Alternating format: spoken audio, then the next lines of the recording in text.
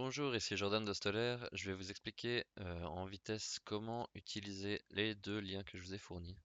Donc là, vous avez le premier lien qui vous emmène vers la version texturée du modèle 3D. Donc là, vous voyez qu'on peut zoomer. Donc pour zoomer, dézoomer, c'est la molette. Pour changer d'angle de vue, c'est clic sur la molette et ensuite vous bougez. Et ensuite, pour vous déplacer sur le modèle, c'est clic gauche classique. Donc il faut prendre un peu la main. Faut un peu s'entraîner, mais vous voyez qu'on peut voir des détails qui sont vraiment très précis. Bien sûr, il y a certaines zones qui sont euh, pas détaillées parce que c'est des zones que j'ai pas photographiées avec le drone, mais la plupart des éléments importants, en tout cas, sont visibles sur ce modèle 3D. Comme là, l'important c'était l'accent sur le toit, ben, c'est surtout le toit qui est détaillé. Donc là, vous pouvez aller voir des détails très, très précis. Je me souviens qu'il y avait une tuile voilà, qui était un peu décalée ici, donc on peut la voir sur le modèle. Et si jamais, il y a toujours les photos que je fournis également avec le dossier. Il y a aussi quelques tuiles qui étaient fissurées, qu'on peut voir ici, euh, et qui sont possibles d'être photographiées pour avoir la meilleure qualité possible. Donc ça, c'est un modèle qui est assez bien pour montrer aux clients, par exemple, parce qu'on voit vraiment tout le bâtiment en détail. Et voilà, ça c'est le deuxième lien. Donc c'est le lien Geocatrix qui vous permet d'afficher le nuage de points. Donc là, pour naviguer, c'est un peu différent. Pour changer l'angle de vue, c'est clic droit à la place du clic molette. Mais par contre, pour ce qui est déplacement à gauche à droite, c'est la même chose, c'est clic gauche. Et pour zoomer, dézoomer, c'est aussi la molette. Donc ça, c'est pareil. Il y a juste l'angle de vue qui change un peu. On voit que c'est moins détaillé. C'est normal, c'est le nuage de points. On peut changer ça en allant dans Apparence. Vous pouvez augmenter la qualité ici. Donc ça rend les points plus petits et vous voyez que dans certaines zones on voit mieux. Ça prend un peu de temps à charger, c'est normal vu que c'est sur internet et que c'est pas un logiciel. Il faut juste attendre un peu. Si vous voulez avoir une meilleure qualité encore, vous pouvez aller dans points et augmenter le nombre de points. Donc là on voit que ça devient vraiment très très précis, il faut juste attendre un peu que ça charge.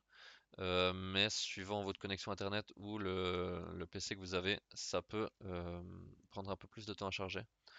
Donc c'est pas super conseillé, mais si vous voulez des mesures précises, ça peut être un élément à prendre en compte.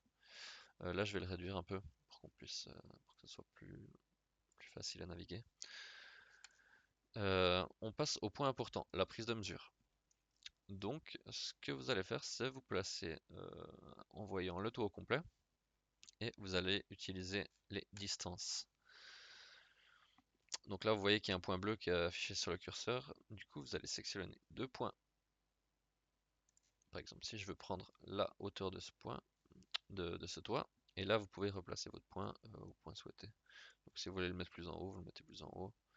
Là, on voit qu'il y a une erreur qui s'est faite. C'est que, en fait, j'ai déplacé mon point dans un trou. Donc, en fait, ça a pris le point en dessous, en fait. Je l'ai placé là et j'ai dû le mettre dans un de ces endroits où il n'y a pas de point.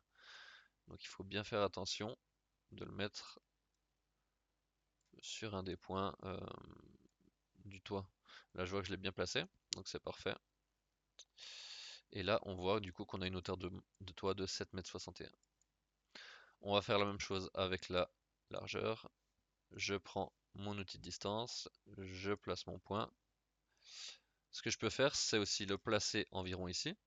Je fais clic droit pour confirmer et ensuite je zoome pour pouvoir aller le replacer. Ah, là on voit que ça a fait la même chose, ça a fait une erreur, donc je le replace. Et là, il est bien au bout de mon toit. On va vérifier si celui-ci est bien placé. Oui, je peux le mettre encore plus à gauche pour obtenir une mesure plus précise en allant vraiment au bout de la tuile. Et là, on voit qu'on a une largeur de toit de 11,07 m. Là, j'avais déjà fait des mesures pour essayer, mais ce que je peux faire, c'est renommer ces distances, pardon. Je clique dessus, et là, je peux la renommer. Je peux mettre par exemple largeur, toit, pan, nord. Voilà. Voilà, donc on a fait nos deux mesures, on les a renommées. Maintenant, on va voir comment faire une surface. Donc je vais me diriger vers l'autre pan du toit. Je me mets à peu près au milieu, et là, cette fois-ci, on va aller sur le menu surface. Et là, on va cliquer la surface qu'on souhaite. par exemple, on va faire la surface euh, de ce point-là. Une fois que j'ai fait mes 4 points, clic droit pour confirmer. Et là, on voit qu'on a une aire d'environ 84 mètres carrés. Donc là, bien sûr, ça va varier en fonction de où vous placez votre point. Si vous le placez un peu plus au milieu, un peu plus en haut, ça va à la fois changer cette distance-là et aussi changer un petit peu, ben, du coup, le nombre de mètres carrés. Donc ça, c'est à vous de faire en fonction de la précision que vous voulez. Euh, Ça, du coup, ça, je vous laisse gérer, mais c'est vachement précis à ce niveau-là. Vous pouvez faire aussi, par exemple, si vous voulez, une hauteur. Si vous voulez faire cette fenêtre ici, par exemple, je peux sélectionner le menu distance et je peux, par exemple, mettre un point ici et un point là et on regarde la distance que ça fait. Là, on voit qu'il y a un bug. 9 mètres, ça joue pas. À mon avis, c'est parce que ça a pris dans un trou. Du coup, ça a pris le point derrière. Et si on bouge un peu, on voit que c'est le cas. Vous voyez, ça a pris le point qui est derrière là-bas.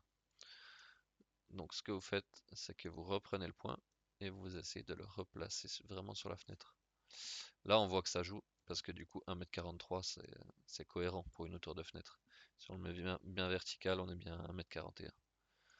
Donc voilà. Ensuite, ben, comme on a fait avant, on prend cette distance-là, on peut la renommer hauteur fenêtre.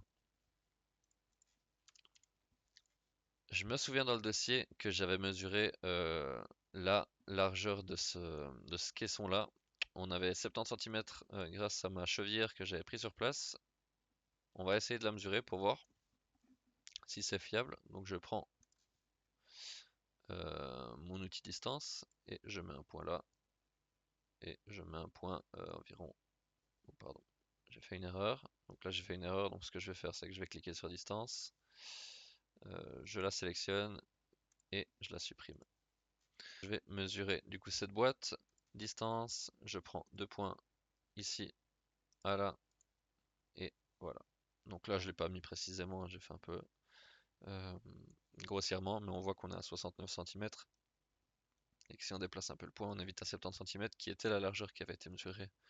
Je vous mettrai la photo ici, pour confirmer. Donc on voit bien qu'on a une précision au centimètre près. Voilà. Si vous avez des questions, n'hésitez pas à m'appeler ou à m'envoyer un mail, je vous répondrai au plus vite. Bonne journée.